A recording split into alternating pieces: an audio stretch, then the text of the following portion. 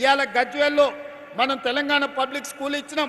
ఈ ప్రాంతంలో young India integrated residential schools ఇచ్చినాం.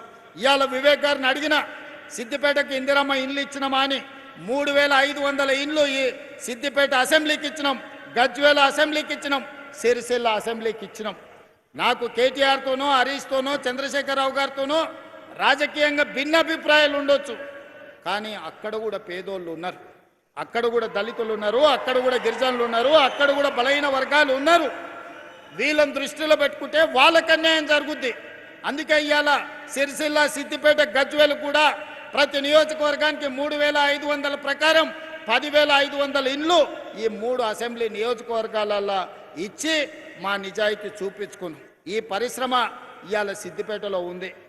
నేను కావాలంటే 2024లోనే ఈ పరిశ్రమ పనులు ప్రారంభమైనాయి.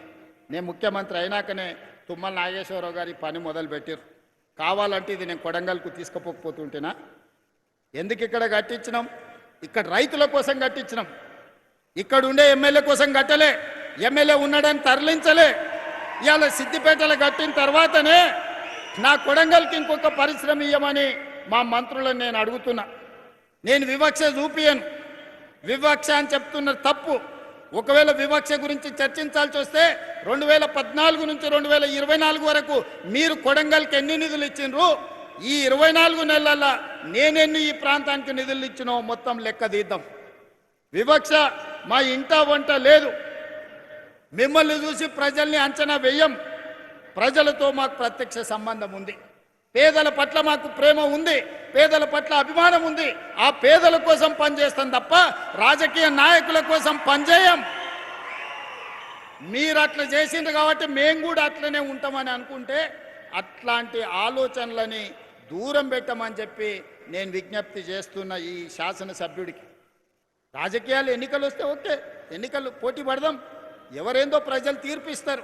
నువ్వు చెప్పేది నువ్వు చెప్తావు, నేను చెప్పేది నేను చెప్తా, చివరికి ప్రజలు తీర్పిస్తారు. 2014, 2018 కూడా మేము పోటీ పడ్డాం. ఆనాడు మీకు ఇచ్చిన అధికారం. 2023లో మీరు మేము పోటీ పడ్డాం, కానీ అధికారం మాకిచ్చిండ్రు. 2029లో మళ్ళీ మాకే ఇస్తారు. కాకపోతే ఆ ఎల్లా సిద్దిపేట నుంచి ఎమ్మెల్యేని గెలిపించండి. సిద్దిపేట నుంచి గెలిచిన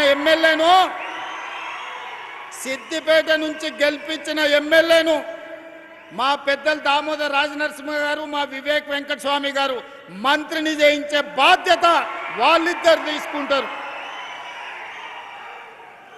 2029 ఎన్నికలలో సిద్దిపేటలో గెలిచే ఎమ్మెల్యేను వాళ్ళిద్దరు మంత్రిని చేసే బాధ్యత తీసుకుంటారు. ఈ వేదిక మీద నుంచి నేను మీకు మాట ఇస్తున్నా. ఈ ప్రాంతంలో 1984 నుంచి 2029 వరకు ఒకే కుటుంబం ప్రజలలో ఉన్నారు. ఇతరులకు ఒక అవకాశం ఇవ్వండి అని నేను అడుగుతున్నా.